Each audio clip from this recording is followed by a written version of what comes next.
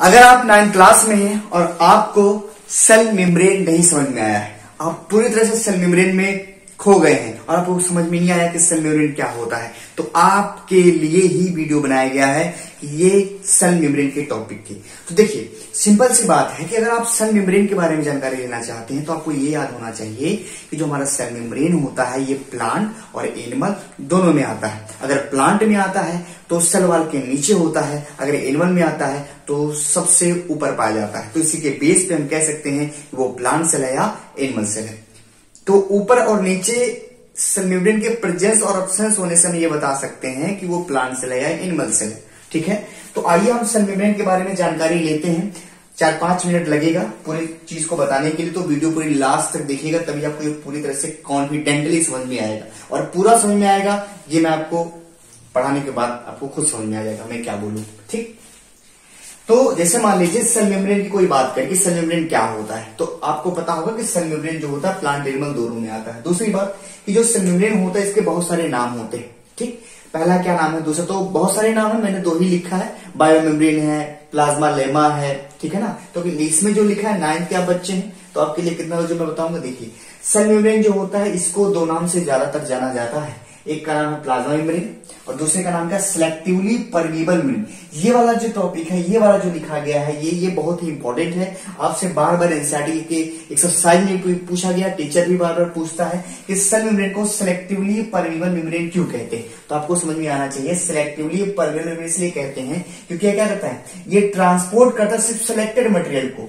मतलब कि ये मटेरियल को सिलेक्ट करके तब हमारे बॉडी के अंदर भेजता है। कोई भी मटेरियल अपने मन से हमारे सेल के अंदर एंट्री नहीं कर सकता। इसका मतलब अगर हमारे सेल के अंदर कोई चीज एंटर करने की कोशिश करती है तो उसको किससे परमिशन लेनी पड़ती है, किससे प्लाज्मा मेम्ब्रेन से। तो हम कह सकते हैं because it can transport only selected material in and out of cell. जैसे हमारे स्कूल में गार्ड सेल होता है ना, जैसे हमारे स्कूल में गार्ड होता है तो आप जब ड्रेस पहन के जाओगे, आइडेंटिटी कार्ड लगा के जाओगे, तब वो आपको एंट्री देता है। उसी तरह हमारे सेल में जो सेल मेम्ब्रेन है, प्लाज्मा मेम्ब्रेन है, वो किसी की एंट्री तब देता है जब वो उसके लायक होता है।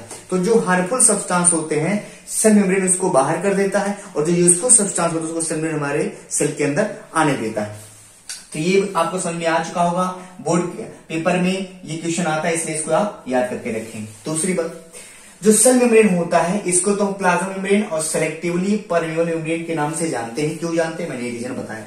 तीसरी बात, अगर हम बात करेंगे सेल मेम्ब्रेन की तो ये डेलिकेट होती है। डेलिकेट का मतलब होता है लचीली, इसके अंदर लचीलापन ज्यादा होता है और लचीलापन होने के कारण वो इंडोसाइटोसिस कर लेता है। आपको याद रखना होना चाहिए, डेलिकेट मतलब होता है फ्लेक्सिबल, किसी भी तरह से मुड़ जाना। और चौथा कि सेल मेम्ब्रेन क्या होती है, लिविंग होती है। समझ में आया, ये 4 पॉइंट।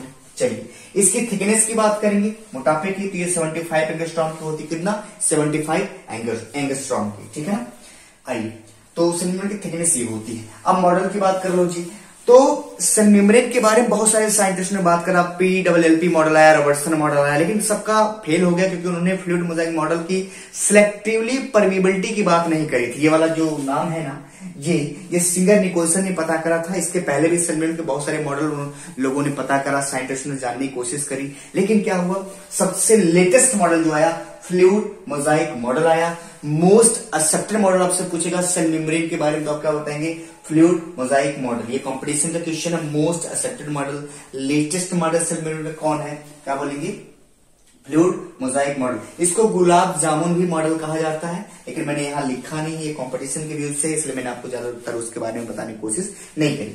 तो फ्लूइड मोज़ाइक मॉडल जो था वो सिंगर निकोलसन के द्वारा दिया गया था। ये सिंगर जी हैं, निकोलसन जी, इन्होंने दिया था। कब दिया था, 1972 में। क्या कहा था उन्होंने, ये कहा कि तो उनको पहले पता था कि जो सेल मेम्ब्रेन होता है ना, ये प्रोटीन और लिपिड से बना होता है, प्रोटीन और लिपिड से सेल मेम्ब्रेन बना होता है। तो उन्होंने कहा कि जो प्रोटीन अगर लिपिड में आता है तो मोज़ाइक पैटर्न बनाता है। मोज़ाइक पैटर्न का मतलब होता है हर जगह इक्वल अमाउंट में रहता है, ना कहीं कम ना कहीं ज्यादा। ठीक, तो हम कह सकते हैं we talk about a fluid mosaic model, then we can say that it is given by a scientist in year 1972. The name is Singer and Nicolson. They said that if a protein arranged in a lipid bilayer in a mosaic pattern. In a mosaic pattern, जब भी protein lipid में आता है तो कौन सा pattern बनाता है? मोजाइक पैटर्न बनाता है। आइए समझ लेते हैं।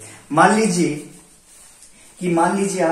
लीजिए हमारा कोई सेल है, तो इसके ऊपर सेल मेम्ब्रेन होगा ही, ये पूरा सेल मेम्ब्रेन है, और इसको मैं अगर जूम करूंगा तो स्ट्रक्चर ये बन जाएगा। हाँ जी, तो हमने कहा कि ये जो ऊपर का ब्लू में है, इसको बोलते हैं प्रोटीन। क्या बोलते हैं? प्रोटीन। तो ये भी प्रोटीन है और ये भी प्रोटीन है। क्या? ये दोनों प्रोटीन है। समझ में आ रहा है ना? ये दोनों प्रोटीन है।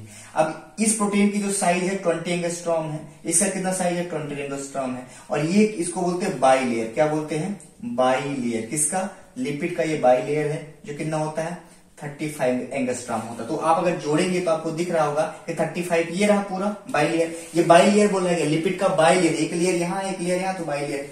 अब ये देखिए, ये हेड है, ये लिपिड का हेड है, तो ये हाइड्रोफिलिक होता है, ये हाइड्रोफोबिक होता है, तो इसको बोलते हैं हेड। ये लिपिड का हेड है और इसको क्या बोलते हैं? टेल बोलते हैं। इस लिपिड के टेल को पानी पसंद है ना, और इसके टेल को पानी नहीं पसंद, इसलिए इसका जो हेड होता है ये पानी की तरफ होता है, और ये जो इसका जो हेड होता है पानी की तरफ होता है, और जो टेल होता है पानी से दूर होता है। अगर लिपिड के हेड को पानी मिला तो कोई दिक्कत नहीं भाई, वो कहेगा कोई प्रॉब्लम नहीं। अगर लिपिड के टेल को पानी मिल गया तो उसकी जिंदगी बर्बाद हो जाएगी, वो कहेगा भाई अब मुझसे नहीं रहा जाता, मेरी मौत का सौदा करा दो। ठीक, ये आपको मेरे ख्याल से समझ में आ चुका हो। तो सिंगर निकोलसन का मतलब ये तो उन्होंने कहा था कि जो प्रोटीन होता है उसकी साइज 20 एंगस्ट्रॉम होती है, तो ऊपर और नीचे की प्रोटीन क्या होगी? 20 हो गई तो 40 हो गई। बाकी ये लिपिड का बाई लेयर है, 2 लेयर है, तो यहां से लेके यहाँ तो जो होता है लिपिड का बाई लेयर, तो 35 एंगस्ट्रॉम होता है। अगर आप इसको जोड़ते हैं तो 75 एंगस्ट्रॉम हो जाता है। अगर सेल मेम्ब्रेन के अंदर ट्रांसपोर्ट, भाई सेल मेम्ब्रेन के अंदर ट्रांसपोर्ट होगा ही, अगर होगा नहीं तो कैसे सेलेक्टिव परमिएबल बन गया? हाँ जी, तो अगर ट्रांसपोर्ट होगा तो उसके अंदर दो होगा, एक्टिव और पैसिव। एक्टिव का मतलब होता है कि जब सेल मेम्ब्रेन के अंदर कोई चीज जाए, यहां से यहां कोई चीज जाए, उसमें एनर्जी ना लगानी पड़े, तो उसको बोलते हैं पैसिव ट्रांसपोर्ट। और अगर सेल मेम्ब्रेन के अंदर से कोई चीज अंदर जा रही है और उसको जाने के लिए हमें एनर्जी देना पड़ रहा है, उसे क्या बोलते हैं? Active transport. समझ में आया ना? तो एक्टिव पैसिव समझ में आया ना आपको? एक्टिव ट्रांसपोर्ट का मतलब होता है कोई अगर सेल मेम्ब्रेन के अंदर कोई चीज जाने की कोशिश कर रही है तो उसको एनर्जी देना पड़ रहा है, तो एक्टिव ट्रांसपोर्ट है। पैसिव मतलब कोई चीज अंदर जा रहा है उसको एनर्जी नहीं देना पड़ रहा है। समझ में आया? छोटी सी बात है, इसको आप समझ सकते हैं। आइए, अब हमने कहा अगर मान लीजिए सेल मेम्ब्रेन किसी चीज को खाती है या खाने की सोचती है तो उसको बोलते हैं एंडोसाइटोसिस। जब सेल का सेल मेम्ब्रेन अपने अंदर कुछ लेने के या खाने की कोशिश करता है उसे बोलते हैं एंडोसाइटोसिस।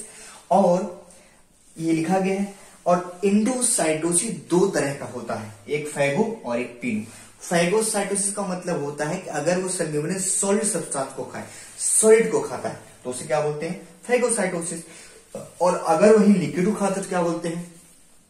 पिनोसाइटोसिस। तो ये सारी चीजें थी, मैंने आपको बताया। तो इसमें जो इंपॉर्टेंट है कंपटीशन के व्यू से, तो आपका ये फ्लूइड मॉडल में ये थिकनेस इंपॉर्टेंट है कंपटीशन के व्यू से, और आपका फ्लूइड मॉडल में किसने कब दिया था, क्या कौन सा पैटर्न रहेगा, ये इंपॉर्टेंट है। और आपका ये सिलेक्टिवली परमिएबल, ये इंपॉर्टेंट है, ठीक है ना। और थिकनेस आपको याद रखना है। बाकी ये फैगोसाइटोसिस और पिनोसाइटोसिस आपको याद रखना है। तो ये मेरे ख्याल से था, ये सेल मेम्ब्रेन का पार्ट 1 है। सेल मेम्ब्रेन का पार्ट 2 इसके बाद आएगा। तो अगर आपको ये वीडियो अच्छी लगी हो तो लाइक करें, सब्सक्राइब करें, और हंसते रहें, मुस्कुराते रहें और पढ़ते रहें। Thank you.